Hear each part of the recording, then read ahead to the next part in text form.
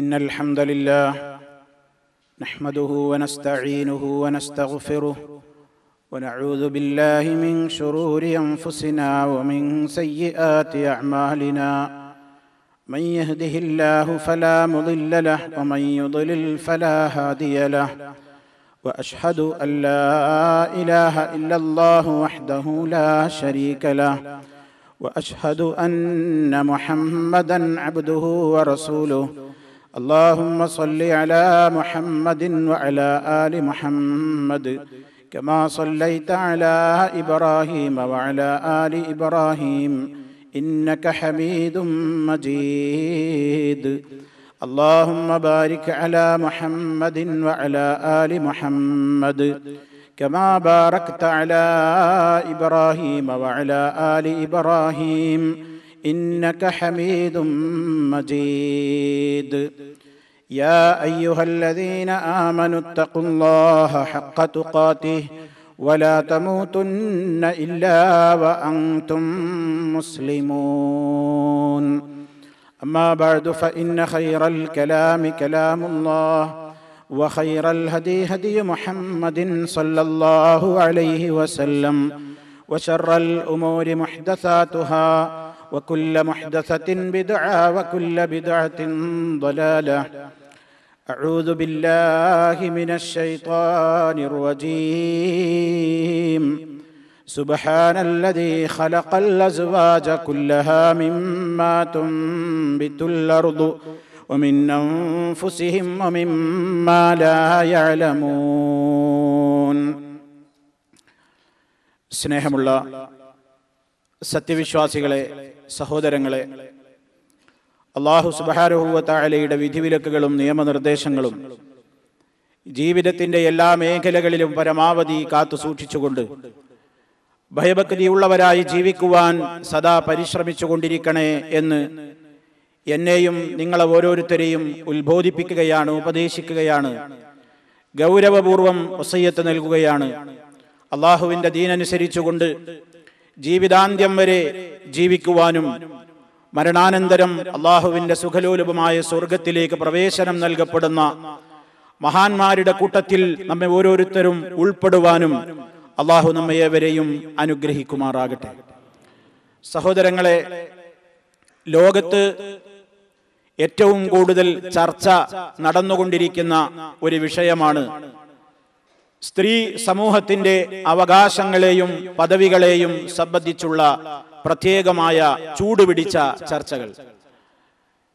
ഇസ്ലാമിനെ വളരെയേറെ പ്രതിക്കൂട്ടിൽ നിർത്തിക്കൊണ്ട് ഇസ്ലാമിന്റെ വിമർശകന്മാർ ഇസ്ലാമിക ശരീഅത്തിൽ ഒരു സ്ത്രീക്ക് കൂച്ചുവിലങ്ങ് മാത്രമേയുള്ളൂ, സ്വാതന്ത്ര്യമില്ല, അവഗണന മാത്രമേയുള്ളൂ, പരിഗണനയില്ല, നിന്ദ്യതയും അനാദരവും മാത്രമേയുള്ളൂ, ആദരവോ പദവികളോ ഇല്ല എന്നിങ്ങനെയുള്ള ദുഷ്പ്രചരണങ്ങൾ ഓരോ കാലഘട്ടത്തിലും പുതിയ പുതിയ ശൈലികളിലൂടെ ഇസ്ലാമിന് നേരെ എയ്തു വിട്ടുകൊണ്ടിരിക്കുകയാണ്. വാസ്തവത്തിൽ ഇസ്ലാമാണ് സ്ത്രീ സമൂഹത്തിന് അർഹമായ പദവിയും ആദരവും വകവെച്ചു കൊടുത്തിട്ടുള്ള ഏക മതം എന്നതാണ് വസ്തുത. പക്ഷേ ഇസ്ലാം വിമർശകന്മാർ വളരെയേറെ സ്ത്രീ സ്വാതന്ത്ര്യമായി കണക്കാക്കുന്ന, സ്ത്രീക്കുള്ള അലങ്കാരമായി കണക്കാക്കുന്നതൊന്നും ഇസ്ലാം അത് അലങ്കാരമായോ ആദരവായോ കാണുന്നില്ല. സ്ത്രീയുടെ മാംസളമായ ശരീരഭാഗങ്ങളെ എത്രത്തോളം അന്യരുടെ മുമ്പിൽ തുറന്നു കാണിക്കാമെന്ന കൃത്യമായ ചർച്ചകളും പരിശോധനകളും ഗവേഷണങ്ങളുമാണ് അവരുടെ കേന്ദ്രങ്ങളിൽ നടന്നുകൊണ്ടിരിക്കുന്നത്. സ്ത്രീ സ്വാതന്ത്ര്യം എന്ന് പറഞ്ഞാൽ സ്ത്രീകൾ അസമയത്തും അനാവശ്യമായ വേഷങ്ങളിലും പുറത്തിറങ്ങലാണെന്ന ധാരണയാണ് അവർ സൃഷ്ടിച്ചു വെച്ചിരിക്കുന്നത്. ഒരു സ്ത്രീയോട് വളരെയേറെ ആദരവും ബഹുമാനവും കൽപ്പിച്ച ഒരു മതമുണ്ടെങ്കിൽ അത് ഇസ്ലാം മാത്രമാണ്. അത് കേവലം അവകാശവാദമല്ല. പരിശുദ്ധ ഖുർആൻ പരിശോധിച്ചു നോക്കിയാൽ ഖുർആനിന്റെ 4-ാമത്തെ അധ്യായത്തിന്റെ പേര് തന്നെ സ്ത്രീകൾ എന്ന അർത്ഥത്തിലുള്ള അന്നിസാ എന്ന അധ്യായമാണ്. സൂറത്തുൻ നിസാ എന്ന സ്ത്രീകളുടെ പ്രത്യേകമായ അവകാശങ്ങളെ വിലയിരുത്തുന്ന പഠിപ്പിക്കുന്ന ഒരധ്യായം തന്നെ മാനവ സമൂഹത്തിന്റെ മാർഗദർശക ഗ്രന്ഥമായ പരിശുദ്ധ ഖുർആനിന്റെ 114 അധ്യായങ്ങളിൽ 4-ാമത്തെ ഒരു അധ്യായം അവർക്കായി നീക്കിവെച്ച മതമാണ് ഇസ്ലാം. തീർന്നില്ല. ലോകവിശ്വാസികൾക്ക് എന്നും മാതൃകയോടെ ഓർക്കാവുന്ന ഒരു ധീര വനിതയുടെ നാമധേയത്തിൽ, അവരുടെ പേരിൽ തന്നെ വിശുദ്ധ ഖുർആനിൽ ഒരു അധ്യായമുണ്ട്, സൂറത്തു മറിയം. ഇനിയും പരിശോധിച്ചു നോക്കിയാൽ ഒരു സ്ത്രീയെ സംബന്ധിച്ചിടത്തോളം തനിക്ക് തന്റെ ഭർത്താവിനിൽ നിന്ന് ന്യായമായ അവകാശങ്ങൾ കിട്ടുന്നില്ലെങ്കിൽ, ആ ന്യായമായ അവകാശങ്ങൾ കിട്ടാത്ത കാരണത്താൽ ഉന്നതമായ കോടതികളിലേക്ക് ഒരു സ്ത്രീക്ക് കേസ് ബോധിപ്പിക്കുന്നത് വരെ അവളുടെ അവകാശങ്ങളിൽ പെട്ടതാണെന്ന് പഠിപ്പിക്കുന്ന നിലക്ക് തന്നെ വിശുദ്ധ ഖുർആനിലെ ഒരു അധ്യായത്തിന്റെ പേര് സൂറത്തുൽ മുജാദല എന്നാണ്. എന്താണ് അങ്ങനെ ഒരു പേര് വരാൻ ആ അധ്യായത്തിന് കാരണം? എന്താ മുജാദല എന്ന് പറഞ്ഞാൽ തർക്കിക്കുന്ന പെണ്ണ് എന്നാണ്. അതിന്റെ 1-ാമത്തെ ആയത്ത് തന്നെയും ഖദ് സമിഅ അല്ലാഹു ഖൗലല്ലതി തുജാദിലുക ഫീ സൗജിഹാ വതസ്തകീ ഇലല്ലാഹ് വല്ലാഹു യസ്മഉ തഹാവുറകുമാ എന്ന് പറഞ്ഞുകൊണ്ടാണ് ആ അധ്യായം ആരംഭിച്ചിരിക്കുന്നത്. അല്ലാഹു കേട്ടിരിക്കുന്നു, അല്ലാഹ് കേട്ടിരിക്കുന്നു. ഖദ് സമിഅ അല്ലാഹ്, അല്ലാഹ് കേട്ടിരിക്കുന്നു. ഖൗലല്ലതി തുജാദിലുക ഫീ സൗജിഹാ, അവളുടെ ഭർത്താവിന്റെ കാര്യത്തിൽ നിന്നോട് തർക്കിച്ചുകൊണ്ടിരിക്കുന്ന ഒരു സ്ത്രീയുടെ വാക്ക് അല്ലാഹു തീർച്ചയായും കേട്ടിട്ടുണ്ട്. അല്ലാഹുവിനോട് അവൾ തന്റെ പരാതി ബോധിപ്പിക്കുന്നത് അവൻ കേട്ടിരിക്കുന്നു. വല്ലാഹു യസ്മഉ തഹാവുറകുമാ, നിങ്ങൾ ഇരുവരുടെയും അക്കാര്യത്തിലുള്ള സംഭാഷണം പടച്ച റബ്ബ് കൃത്യമായി കേട്ടിരിക്കുന്നു. പരിശുദ്ധ ഖുർആനിൽ തർക്കിക്കുന്നവൾ, അന്യായക്കാരി, ആ അന്യായം ബോധിപ്പിച്ചവൾ, ആ നിലക്ക് തന്റെ ന്യായമായ അവകാശത്തിന് വേണ്ടി ശബ്ദിച്ച ആ വനിതയെ, അഥവാ ഖൗല റളിയല്ലാഹു അൻഹ എന്ന സ്വഹാബാ വനിതയുടെ ജീവിതത്തിലുണ്ടായ ആ സംഭവത്തെ സൂചിപ്പിച്ചുകൊണ്ട് ഖിയാമത്ത് നാൾ വരെ മുസ്ലിമീങ്ങൾ പാരായണം ചെയ്തുകൊണ്ടിരിക്കുന്ന വിശുദ്ധ ഖുർആനിന്റെ ഒരു അധ്യായത്തിന്റെ നാമധേയം പോലും ആ അന്യായത്തെ സംബന്ധിച്ച്, അതല്ലെങ്കിൽ ആ അന്യായം ബോധിപ്പിച്ചത്, കേസ് കൊടുത്തതിനെ സംബന്ധിച്ച് വളരെ കൃത്യമായി വിശുദ്ധ ഖുർആൻ ഉണർത്തിയിരിക്കുകയാണ്.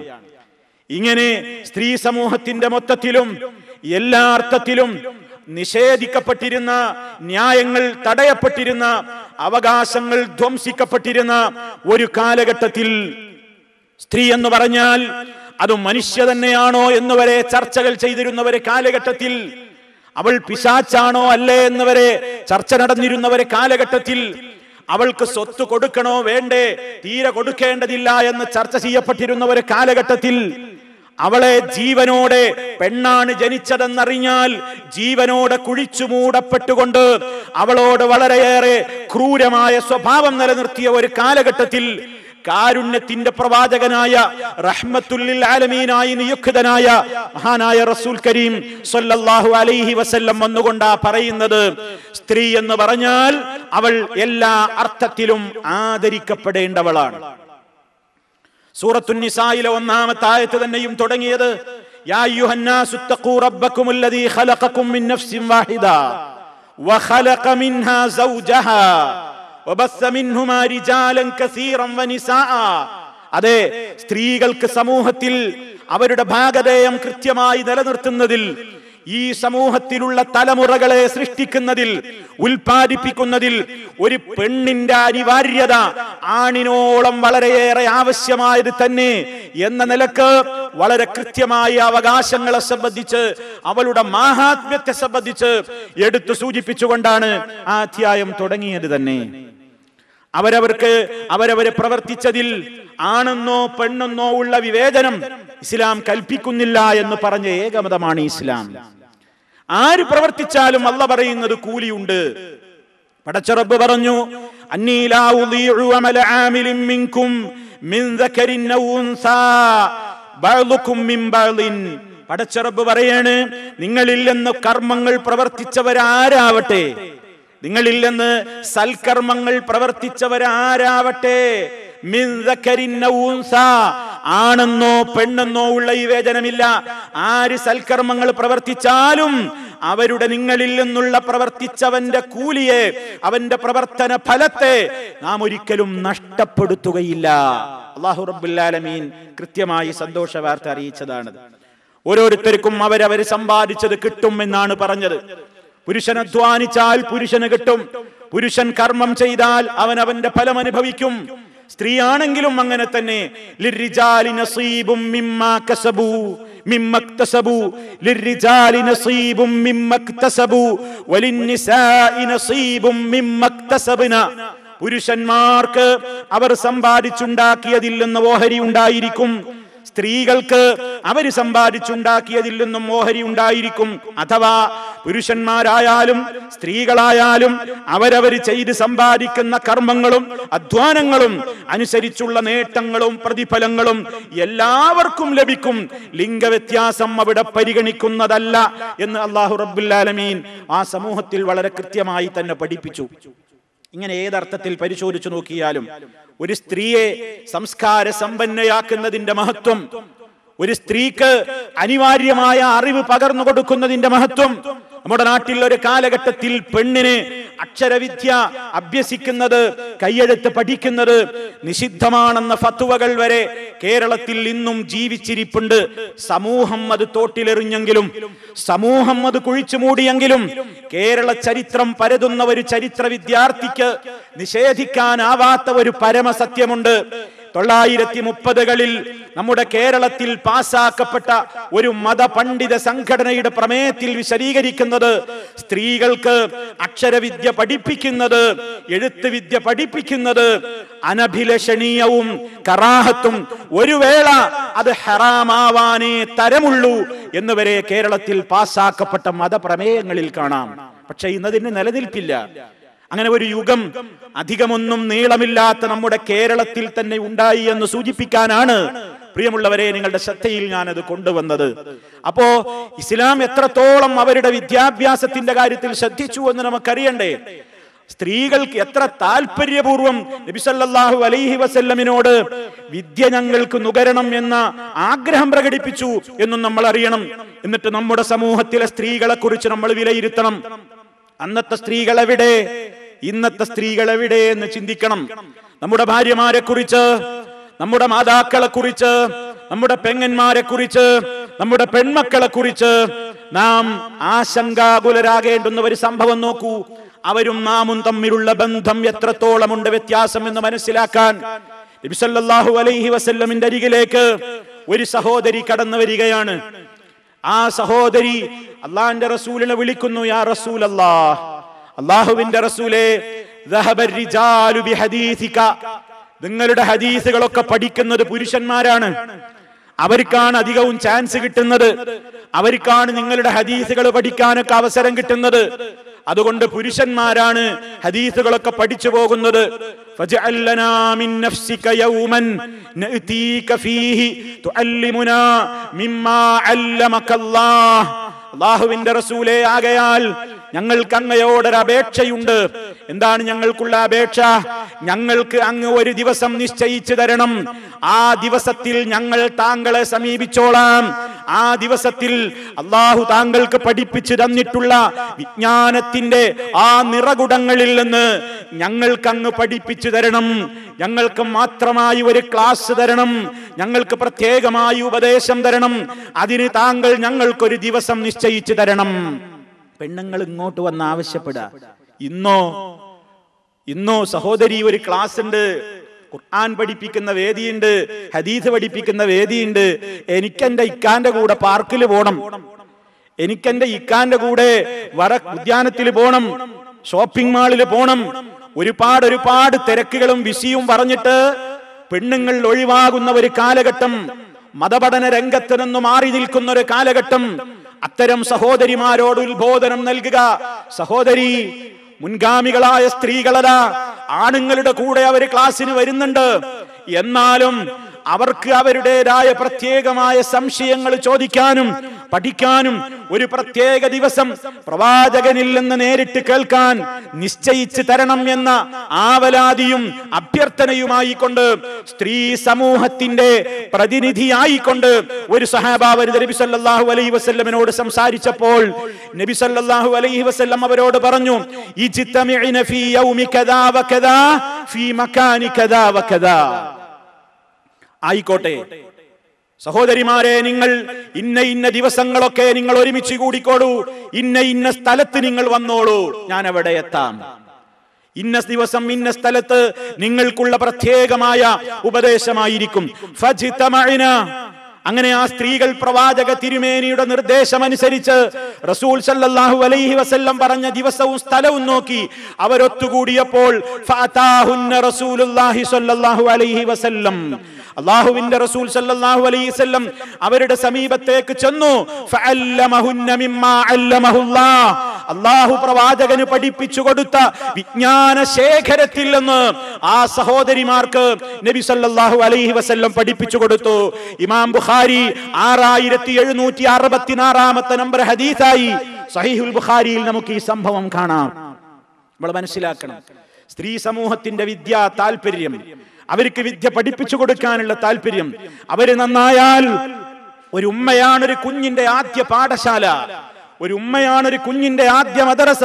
അൽ ഉമ്മു മദ്റസത്തുൻ, ഉമ്മയാണ് ആദ്യത്തെ കലാലയം. ഒരു കുഞ്ഞ് ഉമ്മയുടെ മടിത്തട്ടിൽ നിന്നാണ് ആദ്യ സംസ്കാരം അഭ്യസിക്കുന്നത്. അതുകൊണ്ട് ഉമ്മ നന്നാവണം, ഉമ്മ നന്നാവണം. അതുകൊണ്ട് ഇസ്ലാം അവരുടെ വിദ്യാഭ്യാസ കാര്യത്തിൽ ഏറെ ശ്രദ്ധിച്ചു, ഈ നിർദ്ദേശം മാനിച്ചു. അതേ, പ്രഗത്ഭകളായ ഒരുപാട് ഹദീസ് പണ്ഡിതകൾ, കർമ്മശാസ്ത്ര വിശാരദകൾ, വിവിധ വൈജ്ഞാനിക രംഗത്ത് നിപുണത നേടിയിട്ടുള്ള വലിയ വലിയ ധീര വനിതകളെ ലോകം കണ്ടത് ഹബീബ് സല്ലല്ലാഹു അലൈഹി വസല്ലം തുടക്കം കുറിച്ച ഈ വിജ്ഞാനധാരയുടെ ആ കൃത്യമായ പാതയിലൂടെ സമൂഹത്തിലെ വനിതകൾ നീങ്ങിയപ്പോഴായിരുന്നു. അവർക്കതിന് തെല്ലും മടിയുണ്ടായില്ല, വേണ്ടത് ചോദിക്കാൻ അവർക്ക് മടിയില്ല. ഇന്ന് നേരെ മറിച്ചാണ്, ഇന്ന് നേരെ മറിച്ചാണ്. ലജ്ജ വേണ്ടിടത്ത് പെണ്ണിന് ലജ്ജയില്ലാതായിരിക്കുന്നു, ലജ്ജ വേണ്ടാത്തിടത്താണ് പെണ്ണ് ലജ്ജിക്കുന്നത്. നബി സല്ലല്ലാഹു അലൈഹി വസല്ലം പറഞ്ഞു, അൽ ഹയാഉ ശുഅബത്തും മിനൽ ഈമാൻ, ലജ്ജ വിശ്വാസത്തിന്റെ ഭാഗമാണ്, ശാഖയാണ്. അത് ആണിനും വേണം പെണ്ണിനും വേണം. പക്ഷേ ആവശ്യമുള്ളിടത്ത്, ആവശ്യമില്ലാത്തിടത്താണ് ഇന്ന് പെണ്ണ് ലജ്ജിക്കുന്നത്. ലജ്ജ കാണിക്കേണ്ടിടത്ത് അവൾ വിവസ്ത്രയാകുന്നു, ലജ്ജയില്ലാതാകുന്നു, ലജ്ജയെ കുഴിച്ചു മൂടുന്നു.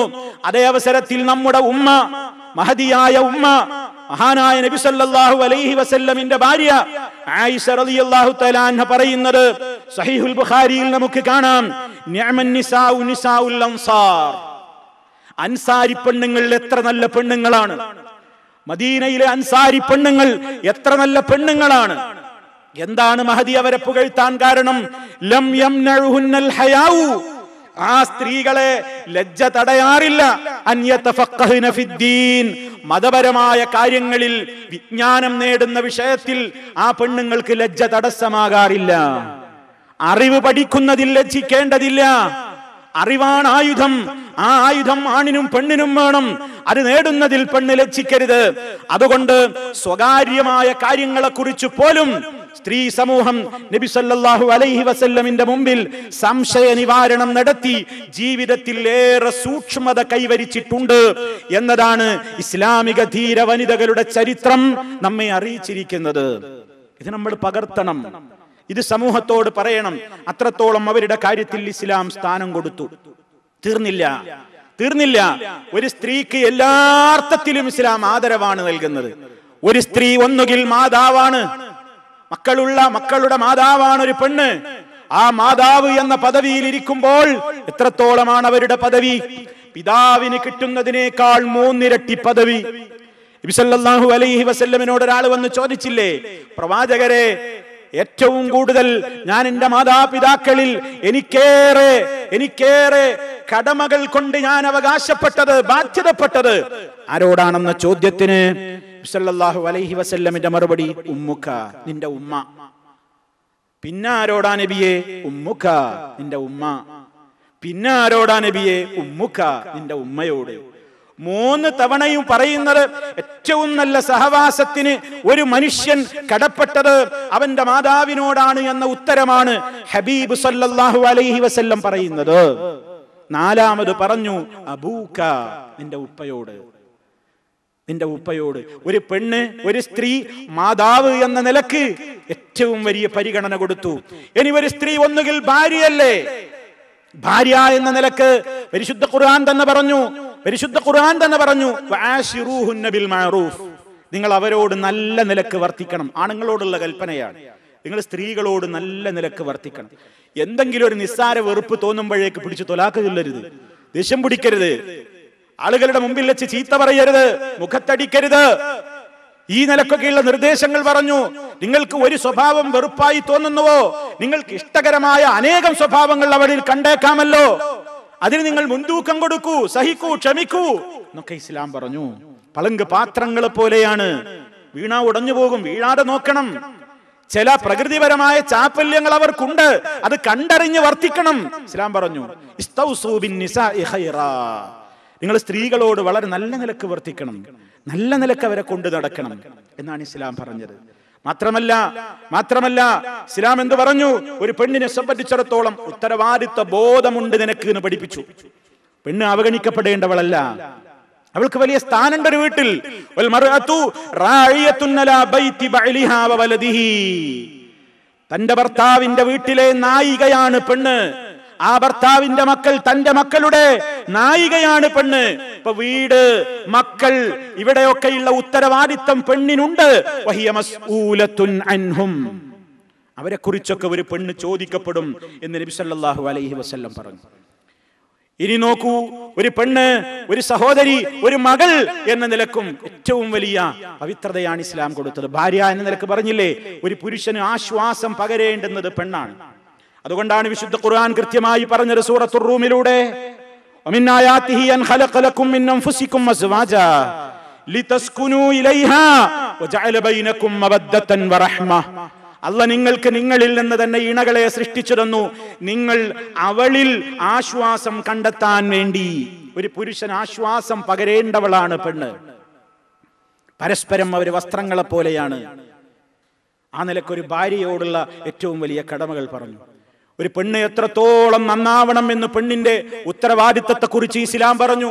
അലാ ഉഖ്ബിറുക, ഞാൻ നിനക്ക് അറിയിച്ചു തരട്ടെയോ, ബിഖൈരി മാ യക്നിസുൽ മറു, ഒരു മനുഷ്യൻ നേടിയെടുക്കുന്ന ഏറ്റവും വലിയ നിധി എന്തെന്ന്?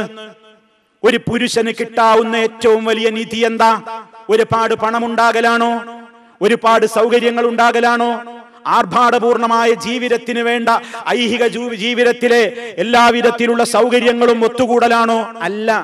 അൽ മർഅത്തു സ്വാലിഹ, നല്ലവളായ ഒരു പെണ്ണിനെ കിട്ടലാണ് ഒരു പുരുഷന് കിട്ടുന്ന ഏറ്റവും വലിയ നിധി. എന്താണ് ആ പെണ്ണിന്റെ ഗുണം? ഇദാ നളറ ഇലൈഹ, ആ പുരുഷൻ അവളെ നോക്കിയാൽ തന്നെ സർറതുഹു, കണ്ണിന് വല്ലാത്ത സന്തോഷം പകരും അവളുടെ വേഷവും അവളുടെ നടപ്പിരിപ്പും പെരുമാറ്റമൊക്കെ. വൈദാമറഹ, പുരുഷൻ അവളോട് കൽപ്പിച്ചാൽ അവൾ കീഴൊതുങ്ങും. അതാഅതുഹു, അനുസരിക്കും. വൈദാ ഗാബ അൻഹാ, പുരുഷൻ സ്ഥലത്തില്ലാതെയായാൽ ഹഫിളതുഹു, ഈ പുരുഷന്റെ സമ്പത്തും ഈ പുരുഷന് മാത്രം അർഹതപ്പെട്ട തന്റെ ശരീരവും മറ്റുള്ളവരിൽ നിന്ന് അവൾ പരമമായി കാത്തു സൂക്ഷിക്കുന്നതാണ്. ഈ നിലക്ക് എല്ലാ അർത്ഥത്തിലും സമ്പൽ ശുദ്ധിയും ശരീരശുദ്ധിയും ലൈംഗിക ശുദ്ധിയും എല്ലാ ശുദ്ധിയും നിലനിർത്തുന്ന ഒരു പെണ്ണ്, അതൊരു പുരുഷന് കിട്ടിയാൽ അതാണ് ഈ ലോകത്ത് കിട്ടുന്ന ഏറ്റവും വലിയ നിധി എന്നാണ് ഹബീബ് സല്ലല്ലാഹു അലൈഹി വസല്ലം നമ്മെ അറിയിച്ചിരിക്കുന്നത്. അതുകൊണ്ട് പ്രിയമുള്ളവരെ, ഇത്രത്തോളം ഒരു പെണ്ണിന്റെ കാര്യത്തിൽ പുകഴ്ത്തി പറഞ്ഞ, ഉത്തരവാദിത്തങ്ങളെ കുറിച്ച് പറഞ്ഞ, സ്ഥാനങ്ങളെ കുറിച്ച് പറഞ്ഞ, മഹത്വങ്ങളെ കുറിച്ച് പഠിപ്പിച്ച ഒരു തത്വസംഹിത, ഒരു നിയമസംഹിത മാനവ സമൂഹത്തിലേക്ക് അവതീർണമായിട്ടില്ല ഇസ്ലാം അല്ലാതെ. അതുകൊണ്ട് അതിന്റെ മഹാത്മ്യം അറിയുക, അതിന്റെ മഹത്വം അറിയുക, ഉൾക്കൊള്ളുക, പ്രവർത്തിക്കുക, പ്രചരിപ്പിക്കുക. എല്ലാ ആരോപണങ്ങളുടെയും മുനകളെ പ്രമാണങ്ങൾ കൊണ്ട് ഒടിച്ചു കളയുക, തകർത്തു കളയുക. സർവശക്തൻ ഇസ്ലാമികമായ നിയമങ്ങൾ അനുസരിച്ചുകൊണ്ടുള്ള ഒരു മുന്നേറ്റം നമുക്കെല്ലാവർക്കും നൽകി അവൻ നമ്മെ ആദരിക്കുമാറാകട്ടെ. അൽഹംദുലില്ലാഹ് വസ്സലാത്തു വസ്സലാമു അലാ റസൂലില്ലാഹ് വഅലാ ആലിഹി വഅസ്ഹാബിഹിൽ ഫായിസീന ബിറിളല്ലാഹ്. أما بعد فاتقوا الله عباد الله അള്ളാഹുവെ സൂക്ഷിച്ച് ജീവിക്കണേ. ഒരിക്കൽ കൂടി എന്നെയും നിങ്ങളെയും ഉണർത്തുന്നു. തഖ്വയിൽ അധിഷ്ഠിതമായ ജീവിതത്തിന്റെ എല്ലാ മേഖലകളിലും നൽകിക്കൊണ്ട് നമ്മെ ഓരോരുത്തരെയും റബ്ബ് ശുദ്ധീകരിച്ച് അനുഗ്രഹിക്കുമാറാകട്ടെ. സഹോദരങ്ങളെ, സ്ത്രീ സമൂഹത്തിന് ഇസ്ലാം നൽകിയ പവിത്രതയും വിലയും മാഹാത്മ്യവും അവരോട് കൃത്യമായ നിലക്കുള്ള സമീപനങ്ങൾ സ്വീകരിച്ചാലുള്ള പുണ്യവും ധാരാളം ഇസ്ലാം പഠിപ്പിക്കുന്നുണ്ട്. ഒരു പെൺകുട്ടി ആ പെൺകുട്ടിയോട് പ്രത്യേകമായ നിലക്കൊരു പരിഗണന പഠന കാര്യങ്ങളിലും സംസ്കരണ കാര്യങ്ങളിലുമൊക്കെ നടത്തിയാൽ സ്വർഗമാണ് ഇസ്ലാം വാഗ്ദാനം ചെയ്യുന്നത്. ഇത് കേൾക്കുമ്പോൾ നമുക്ക് തോന്നും, എന്താ ഇങ്ങനെ പറയാൻ കാരണം? ആൺകുട്ടികളുടെ കാര്യത്തിൽ ശ്രദ്ധിക്കാൻ എന്താ പറയാത്തത്?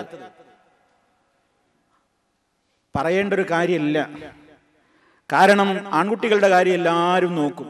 ആൺകുട്ടികൾക്ക് സമൂഹത്തിൽ എപ്പോഴും പ്രാധാന്യമുണ്ട്. ആൺകുട്ടികൾക്ക് സമൂഹത്തിൽ എപ്പോഴും സ്ഥാനമുണ്ട്. ആൺകുട്ടി പറന്നു എന്ന് അറിഞ്ഞാൽ എല്ലാവർക്കും മുഖത്ത് വലിയ പ്രസാദമുണ്ട്. അതൊക്കെ ഏറ്റവും നിലനിന്നിരുന്ന ഒരു കാലഘട്ടത്തിലാണ് ഇസ്ലാം ഇത് പറയുന്നത്. അന്ന് പെണ്ണ് എന്ന് പറഞ്ഞാൽ പെണ്ണാ ജനിച്ചതെന്ന് പറഞ്ഞാൽ വളരെ വളരെ അപമാനഭാരം സഹിക്കാതെ വീട്ടിൽ നിന്ന് പുറത്തിറങ്ങാത്ത മനുഷ്യരായിരുന്നു. എന്താ ചിന്തിക്കുന്നത്? വാതിലടച്ചിരുന്നിട്ട് നിസ്സാരതയും നിന്ദ്യതയും പേറിക്കൊണ്ട് ഈ കുഞ്ഞിനെ ഞാൻ വളർത്തണോ, അം യദുസ്സുഹു ഫിത്തുറാബ്, അതോ മണ്ണിൽ ജീവനോടെ കുഴിച്ചു മൂടണോ? ഇതാണ് ചിന്ത. ആ കാലഘട്ടത്തിൽ നബി സല്ലല്ലാഹു അലൈഹി വസല്ലം പറയുന്നു, മൻ കാന ലഹു സലാസു ബനാത്തിൻ യുവീഹിന്ന വയക്ഫീഹിന്ന വയർഹമുഹുന്ന ഫഖദ് വജബത് ലഹുൽ ജന്ന.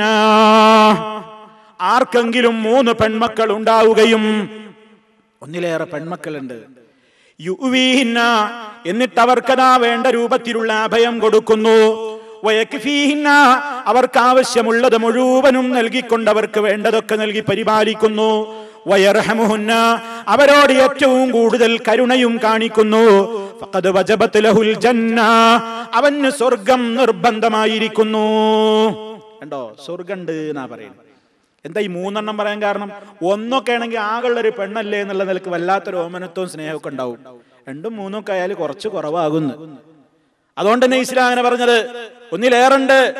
ഇങ്ങനെ സ്വർഗണ്ട് എന്ന് പറഞ്ഞപ്പോ ഒരു സഹാബി നീറ്റ് നിന്ന്, അയാൾക്ക് 2 പെൺമക്കളാണുള്ളത്. ഉടനെ നീറ്റെന്ന് ചോദിച്ചു, വസിൻതൈനി യാ റസൂലല്ലാഹ്, അല്ലാഹുവിന്റെ റസൂലേ, 2 പെൺകുട്ടികളാണെങ്കിലോ ഈ കൂലി കിട്ടൂലേ?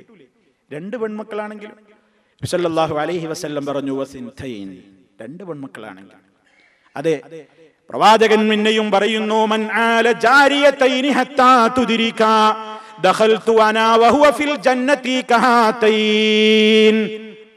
അവിടുന്ന് പറയുന്നു, ആർക്കെങ്കിലും അതാ 2 പെൺകുട്ടികളുണ്ട്, ആ 2 പെൺമക്കളെ പ്രായപൂർത്തിയായതാ വിവാഹം കഴിയുവോളവും അവർക്ക് വേണ്ട സംരക്ഷണങ്ങളൊക്കെ കൊടുത്ത് പരിഗണിച്ച് വളർത്തി ഉണ്ടാക്കിയാൽ ദഖൽതു അനാ, ഞാനും വഹുവ, ആ മനുഷ്യനും പ്രവേശിക്കുന്നതാണ് ഫിൽ ജന്ന, സ്വർഗത്തിൽ, കഹാതൈൻ, ചൂണ്ടുവിരലും നടുവിരലും ഉയർത്തിപ്പിടിച്ചുകൊണ്ടതാ ഇതുപോലെ. എന്തേ ഇത്ര വലിയ പരിഗണന പെണ്ണിന് കൊടുക്കാൻ? പെണ്ണാണെന്ന് പറഞ്ഞ അവഗണനയാണ്. അതുകൊണ്ട് ഇസ്ലാം അതിന് വലിയ പ്രത്യേകതകൾ കൽപ്പിച്ചു. പെണ്ണിന് ഇസ്ലാമിന്റെ ഹലാല് ഹറാമുകൾ പഠിപ്പിച്ചു കൊടുക്കണം, ഇസ്ലാമിന്റെ വേഷവിധാനങ്ങൾ പഠിപ്പിച്ചു കൊടുക്കണം, സമൂഹത്തോടുള്ള പെരുമാറ്റം പഠിപ്പിച്ചു കൊടുക്കണം, പുറത്തിറങ്ങുമ്പോഴുള്ള മാന്യമായ സംസ്കാരം പഠിപ്പിച്ചു കൊടുക്കണം, ഇസ്ലാമികമായി അവളുടെ പ്രത്യേകമായ വിധിവിലക്കുകളും സൽപെരുമാറ്റങ്ങളും എന്താണെങ്കിൽ അത് പഠിപ്പിച്ചു കൊടുക്കണം. അവരോട് പെൺകുട്ടിയാന്നുള്ള നിലക്ക് ഒരു നീരസവും തോന്നാൻ പാടില്ല. നബി സല്ലല്ലാഹു അലൈഹി വസല്ലം അങ്ങനെയായിരുന്നു. നമ്മുടെ ഉമ്മ ആയിഷ റളിയല്ലാഹു തആല അൻഹ പറയുന്നുണ്ട്, അല്ലാഹുവിന്റെ റസൂലിനോട് ഇത്ര രൂപസാദൃശ്യമുള്ള നടത്തത്തിലും ഇരുത്തത്തിലുമൊക്കെ പ്രവാചക തിരുമേനിയുടെ അതേ മട്ടും ഭാവവുമുള്ള ഒരാളെയും ഞാൻ കണ്ടിട്ടില്ല, മിൻ ഫാത്തിമ ബിൻതി റസൂലില്ലാഹി സല്ലല്ലാഹു അലൈഹി വസല്ലം. പ്രവാചക പുത്രിയായ ഫാത്തിമ ബീവിയോളം നബി തിരുമേനിയുടെ പോലെ നടപ്പും ഇരിപ്പും എല്ലാം കണ്ട അള്ളാന്റെ റസൂലിനെ നടക്കണമെന്ന് തോന്നിപ്പോകും. അങ്ങനത്തെ ഒരു പെണ്ണിനെ വേറെ ഞാൻ കണ്ടിട്ടില്ല. മാത്രല്ല, ആ ഫാത്തിമയുടെ കയറി വന്ന നബി സല്ലല്ലാഹു അലൈഹി വസല്ലമിന്റെ പതിവെന്താ? വകാനത്ത് ഇദാ ദഖലത്ത് അലൻ നബി സല്ലല്ലാഹു അലൈഹി വസല്ലം, ഫാത്തിമ റളിയല്ലാഹു അൻഹാ നബി തിരുമേനി ഇരിക്കുന്ന അതേ വീട്ടിലേക്ക് കയറി വരുമ്പോൾ പ്രവാചകനതാ അവളുടെ അടുത്തേക്ക് അങ്ങ് എഴുന്നേറ്റ് ചെന്ന് സ്വീകരിക്കുന്നു. ഫഖബ്ബലഹാ, അവളെ ഉമ്മ വെക്കുന്നു. വഅജ്ലസഹാ ഫീ മജ്ലിസിഹി, തന്നോടൊപ്പം അതായിരിക്കുന്നിടത്ത് കൂടെ പിടിച്ചിരുത്തുന്നു. അത് വളർന്നു വലുതായപ്പോഴും അങ്ങനെ തന്നെയായിരുന്നു. അല്ലാത്തൊരു സ്നേഹം, അല്ലാത്തൊരു പ്രത്യേകമായ മഹബത്ത് അത് കാണിച്ചിരുന്നു എന്നാണ് നബി സല്ലല്ലാഹു അലൈഹി വസല്ലം പറയുന്നത്. പെണ്ണാന്നുള്ള നിലക്ക് ഒരു നീരസം അത് കാണിച്ചിട്ടില്ല. പ്രവാചക തിരുമേനി സല്ലല്ലാഹു അലൈഹി വസല്ലമിന്റെ ജീവിതത്തിൽ 4 ആൺമക്കളാ, 4 പെൺമക്കളാ, 4 പെൺമക്കളാ. ആൺകുട്ടികൾ ഉണ്ടായതൊക്കെ ചെറുപ്പത്തിലേ മരിച്ചു പോയിട്ടുണ്ട്. എന്നിട്ട് നബി സല്ലല്ലാഹു അലൈഹി വസല്ലമിന് ഒരു വിഷമം തോന്നിയിട്ടില്ല. ഇന്നും പലരും എത്ര ആളാ കുട്ടികള്? പെൺകുട്ടികളാ. എത്ര എണ്ണുണ്ട്? എന്താ ചെയ്യല്ലേ? ആ ഒരു ചോദ്യം വല്ലാത്തൊരു കൂരമ്പാണ്. പെൺമക്കൾ മാത്രമല്ല, അല്ലെങ്കിൽ 2ഓ 3ഓ ഒക്കെ പെൺമക്കളുള്ളവരോട് 2ഉം 3ഉം ഒക്കെ പ്രസവിച്ചു പെണ്ണിനെ എന്താ ചെയ്യല്ലേ? പടച്ചോന്റെ വിധിയല്ലേ? എന്താ ആൺകുട്ടിയാവുമ്പോൾ പറയത്ത്? അതും പടച്ചോന്റെ വിധി തന്നെയല്ലേ?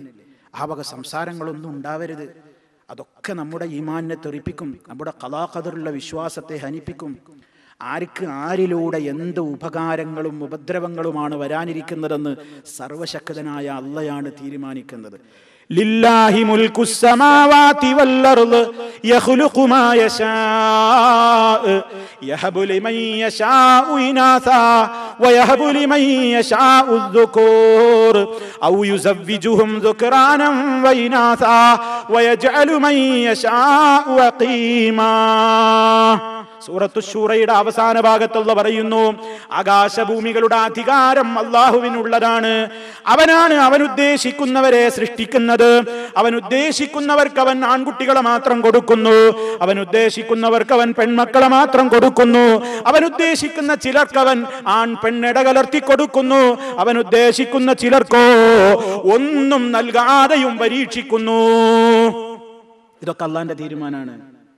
ഒന്നും കിട്ടാത്തവരും വിഷമിക്കണ്ട.